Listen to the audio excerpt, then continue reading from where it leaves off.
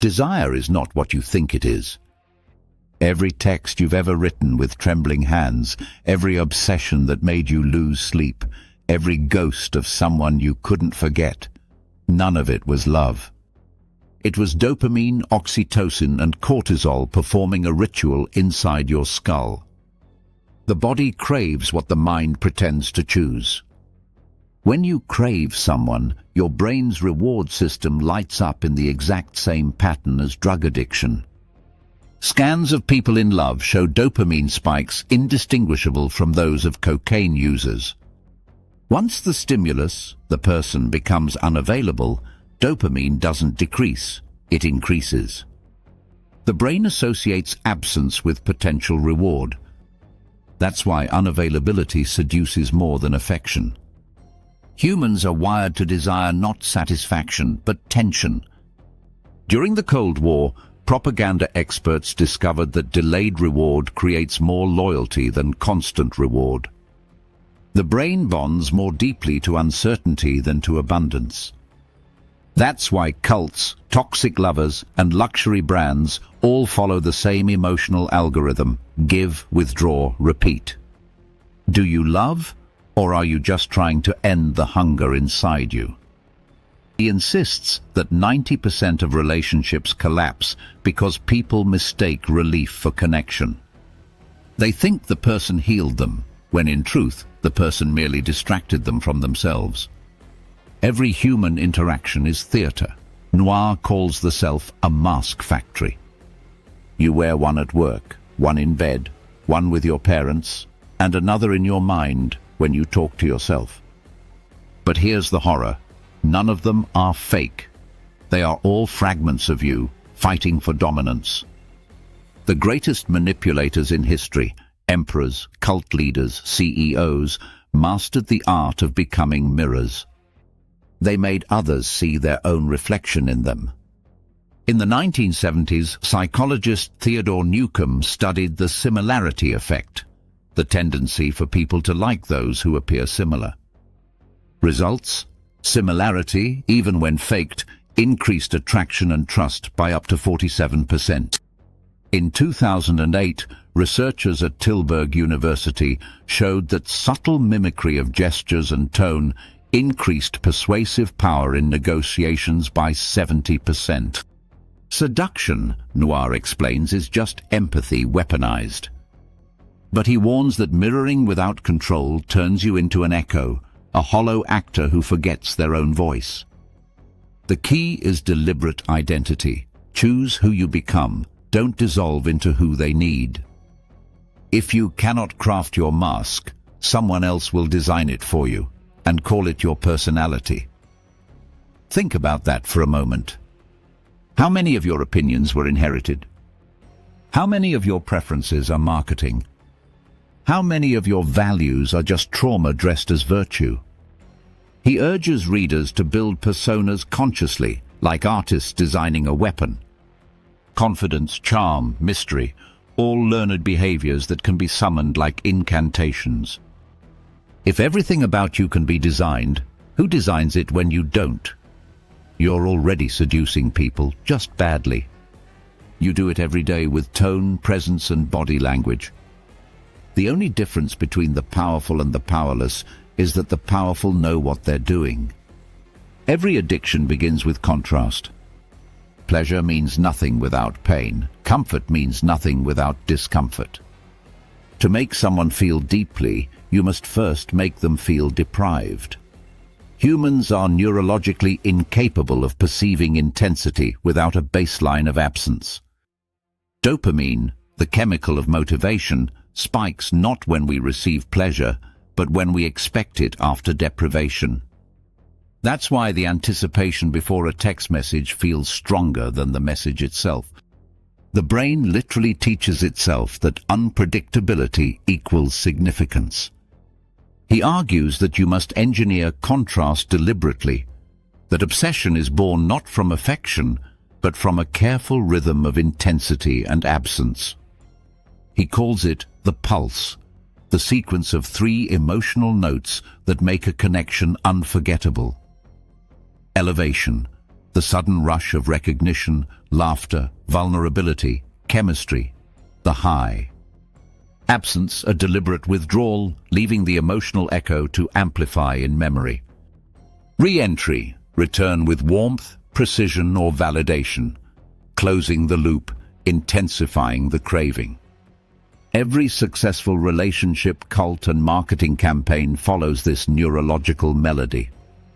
Noir points to shocking examples.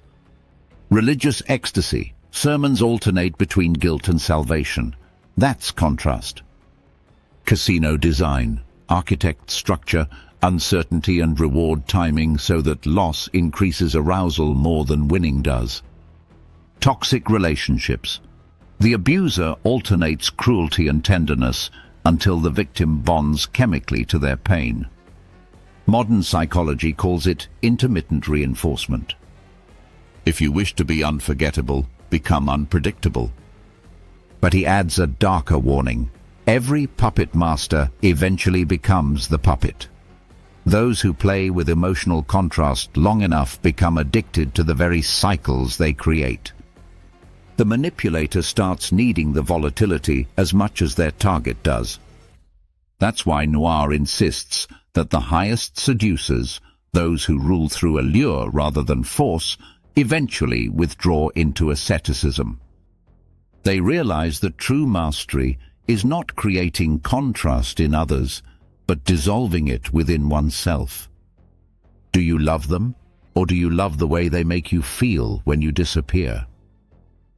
If emotional contrast creates the addiction, language installs the illusion. Noir claims that words are neural software updates. Every sentence you hear alters microcircuits of association. The subconscious can't distinguish between what's vividly imagined and what's experienced. He who controls imagery controls emotion. He explains that most people speak for clarity. The seducer speaks for impact. If you can make someone feel emotion on command, you own the version of you that exists in their mind. You don't remember a person. You remember how you felt in their presence. In toxic dynamics, abusers use micro-suggestions like, "You always overreact," "You're too sensitive," or "No one else would understand you." Each phrase installs doubt until the victim's perception bends. Noir's warning is double-edged. If you learn to use these techniques, you must also learn to defend against them. Otherwise, you'll become a beautifully articulate slave, someone who can persuade anyone but themselves. When was the last time a sentence changed your life? And did you notice who wrote it? Every human being carries a wound that never closed, but learned to look functional. Seduction is not the art of attraction. It is the art of recognition, of showing someone the shape of their own wound and convincing them you can hold it without trembling. Noir says that when people fall in love, what they actually recognize in another person is the familiar architecture of their suffering.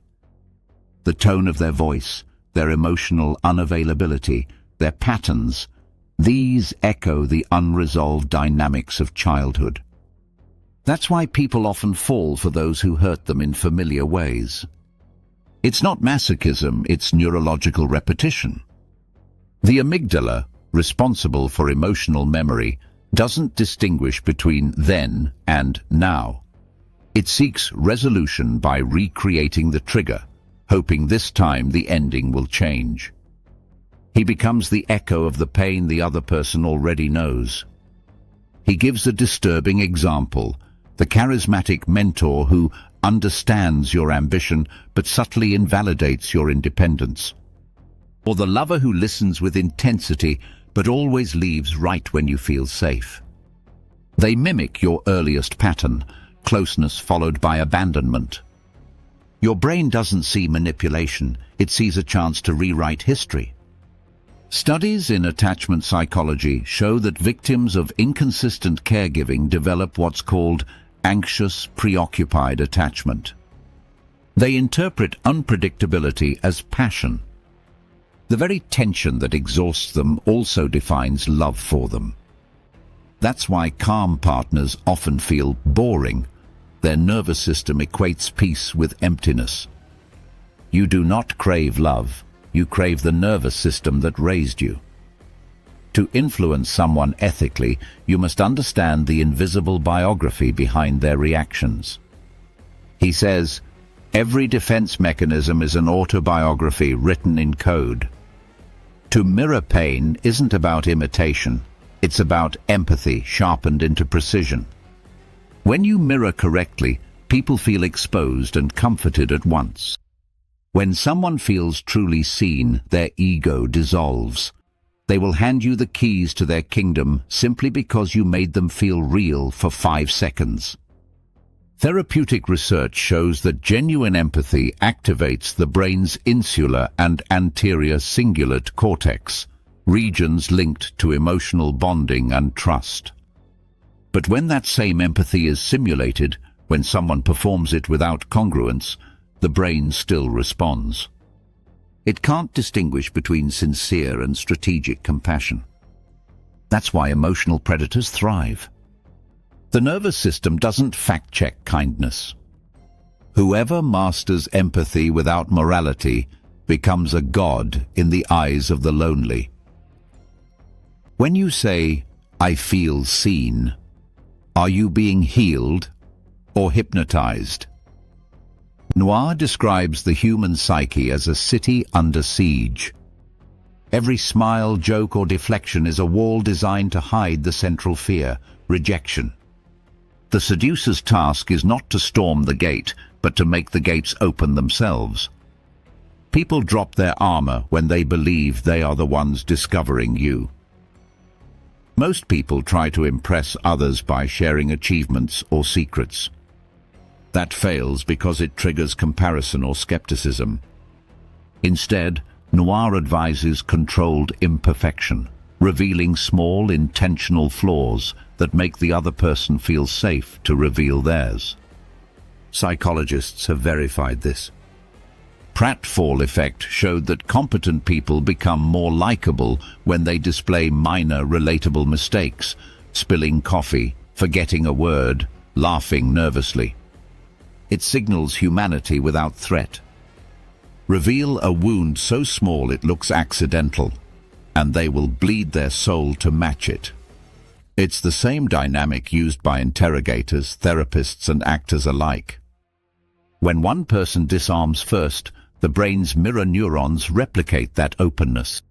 Emotional guardrails collapse. But Noir emphasizes the distinction between real vulnerability, which liberates both people, and performed vulnerability, which binds one. True intimacy is mutual surrender. Manipulative intimacy is staged surrender for control. Humans cannot feel curiosity and fear at the same time. The limbic system prioritizes threat over exploration. That's why creating safety, even artificially, is the foundation of influence.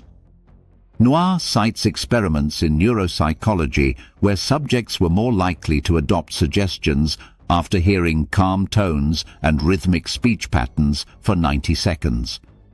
The brain interprets steady rhythm as predictability and predictability as safety. Control rhythm and you control perception. The seducer's tone, pauses, and pacing create a kind of hypnotic containment.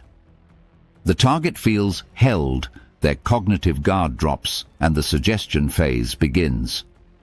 The amygdala lowers its alert when it senses congruence and calmness. That's why therapists lower their voice when patients cry, and why cult leaders do the same during indoctrination rituals. He admits that disarming someone psychologically is sacred territory. When you open a human being, you must decide whether to heal or harvest. He warns that once someone trusts you deeply, you inherit their pain. Every fear you touch in another person becomes a seed in your own subconscious. If you weaponize vulnerability long enough, you will eventually turn the gun inward. What would you do with a person who gives you their rawest truth. Love them or study them. It's no longer about charm or attraction. It's about power, responsibility, and the invisible biology of trust. And the reader is forced to decide which side of that equation they stand on. Let's continue with obsession. It doesn't begin with attraction. It begins with distortion. Obsession is not love exaggerated, it's love interrupted. He argues that what we call obsession is the mind's desperate attempt to close a story that never reached its ending. When connection is withheld, the psyche doesn't detach, it amplifies. The same way an unfinished melody loops endlessly in your head, so does a relationship left unresolved. Zeigarnik effect, discovered in 1927 by Bluma Zeigarnik, who noticed that waiters remembered unpaid orders better than completed ones. The brain resists closure. It holds tension like a clenched fist, replaying what's incomplete until it finds release. Now apply that to emotion. A person who withdraws affection at the peak of intensity lodges themselves into your nervous system like a song with no final chord. The more you try to forget, the deeper the imprint. He says every obsession has three structural pillars: ambiguity, never full clarity, never full absence. The mind fills blanks with fantasy, and fantasy is the most addictive substance on earth. Intermittent reward, the occasional validation, the unpredictable text, the rare glimpse of tenderness. Dopamine spikes higher on uncertainty than on consistent pleasure. Casinos, religions, and relationships all run on this same neurochemical code. You stop seeing the person as they are and start seeing the version that fits your story. The other becomes a screen for your own unresolved hunger. Noir connects this to trauma bonding, but strips the victimhood out of it. He claims that the architecture of obsession is simply the architecture of attention. Attention hijacked, recycled, and monetized. Modern life, he argues, is one massive seduction loop. Every algorithm that keeps you scrolling uses the same pattern that once made you chase love. Neuroimaging from MIT's Media Lab found that social media engagement activates the same neural pathways as romantic attachment. The system rewards anticipation, not satisfaction. Noir makes a ruthless distinction. The lover seeks connection, the addict seeks intensity. And in a world that worships intensity, love itself has become obsolete. We don't want partners, we want voltage. That's why calm love feels wrong to an unhealed nervous system. It feels dull, even though it's safe. So when people say, "I can't stop thinking about them," they're describing a literal addiction loop. To make someone need you, give them a taste of peace and then take it away. But he ends with a darker confession. Every seducer eventually becomes addicted to their own power. The moment they stop being chased, they feel invisible. He turns the mirror on the reader. When you chase obsession, are you trying to possess someone? Or are you trying to feel alive? Nothing terrifies the human psyche more than silence from the source of its validation. Withdrawal doesn't just create absence, it creates vacuum. And the mind, being allergic to emptiness, fills that vacuum with imagination, guilt, and longing. Psychologically, absence doesn't erase, it amplifies. When you remove stimulus, the brain compensates with projection. That's why ghosts, gods, and ex-lovers all grow larger in memory than they ever were in life. Neurologically, this happens because of the default mode network, the brain's storytelling system. When external input decreases, the network becomes hyperactive, creating narratives to explain the silence. That's why after being ghosted, people overanalyze every word. The brain is trying to restore coherence and fails. It's what keeps people waiting for apologies that will never come, replaying conversations, checking online statuses at 3 a.m. He notes that our culture immortalizes what it cannot consume. Completion kills desire, disappearance preserves it. In behavioral economics, this is called the scarcity heuristic, the tendency to assign more value to things perceived as limited or withdrawn. It's why limited editions sell out, why an unavailable lover becomes irresistible, why silence is louder than any confession. Attention is gravity. Remove your mass and they orbit forever. If you vanish to wound, you enslave. If you vanish to evolve, you free both. He warns that the manipulator who constantly withdraws ends up living in isolation, admired but untouched, remembered but unknown. He references psychological studies on avoidant attachment, showing how individuals who fear dependency often use emotional distance as control, but end up starving themselves of connection. The seducer becomes their own ghost. Power gained through silence is only real if you can bear being forgotten. And that's his final test, whether you can disappear without needing to be missed. Authenticity is the final costume. He dismantles one of the sacred modern myths, the idea that being authentic means being free.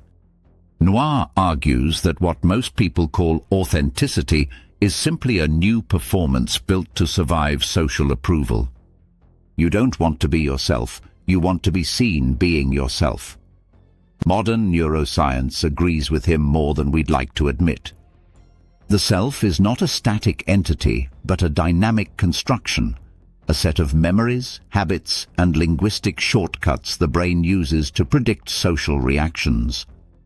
Functional MRI scans show that the same brain regions activate when you imagine yourself and when you imagine others imagining you. In other words, your self is largely a hallucination sustained by feedback. We build our souls like brands, carefully curated, aggressively defended. He calls social media the global theater of authenticity, where people rehearse vulnerability for applause and confuse exposure with intimacy. According to Noir, the seducer who still seeks to be authentic is lost, because seduction, influence, and even love depend on controlled illusion. The truth unfiltered doesn't liberate, it repels. People don't fall in love with your soul, they fall in love with their reflection in it. We all play roles and wear masks, adjusting behavior to fit the stage. The danger begins when the actor forgets their acting, the influencer preaching rawness through filters and lighting, the partner who demands honesty but punishes truth. Noir calls it the authenticity paradox. The moment you try to prove you're real, you've already become artificial. People fall for realness as long as it's aesthetically packaged. The only true authenticity is consciousness of performance. Pretend deliberately. That's the only way to stay free. Seduction is just the external choreography of an internal truth. You are constantly persuading yourself to keep living. The mind is both predator and prey. Your conscious will wants growth. Your subconscious wants safety. Every time you try to change, you activate your survival programming. That's why discipline feels like dying, because part of you is dying, the identity built for a past environment. Neuroscientists have shown that the amygdala, fear center, reacts faster than rational thought. Before your intellect can argue, your biology has already voted for safety. That's why comfort wins so often, not because you're weak, but because you're wired to confuse familiarity with life. To be sovereign is to choose consciousness over instinct, truth over comfort, silence over applause. He says power has nothing to do with control over others. Real power is the ability to face your own mechanisms without flinching, to see your manipulation, your ego, your fear, and still act deliberately. You feel everything. You're just not owned by anything. Detachment doesn't mean indifference. It means you no longer need outcomes to confirm your existence. Studies on internal locus of control show that people who perceive themselves as the authors of their experience display higher resilience, lower anxiety, and longer focus under stress. To be free, you must kill the witness within you that begs to be understood. He means the inner child who still performs for approval. Every manipulation in life, he says, begins with the same sentence: see me. The final pages read almost like a death scene. Noir admits that the highest level of seduction is transcendence, when the game itself dissolves. When you stop needing to be desired, you become magnetic beyond desire. People feel drawn to those who no longer seek validation because such individuals radiate coherence, a nervous system at peace with contradiction. Those who master themselves bend perception, others orbit. When you stop chasing power, power starts orbiting you. If you understand how you are seduced, by people, by attention, by pleasure, by pain, you stop being programmable. Read closely. The book isn't teaching how to dominate others, it's revealing how easily the human mind dominates itself. The danger of the dark laws of seduction lies in its precision. It strips moral camouflage from mechanisms society uses daily: advertising, religion, politics, romance, and hands them back to the reader bare. If misunderstood, it can become a manual for manipulation. If understood, a mirror for liberation. It forces a question modern psychology often avoids. Do you seek healing, or do you crave control over the symptoms of your fear? Everything you manipulate in others is something you haven't mastered in yourself. His dark laws are simply the biological laws of human behavior, exposed without moral anesthesia. And perhaps that is the book's ultimate paradox.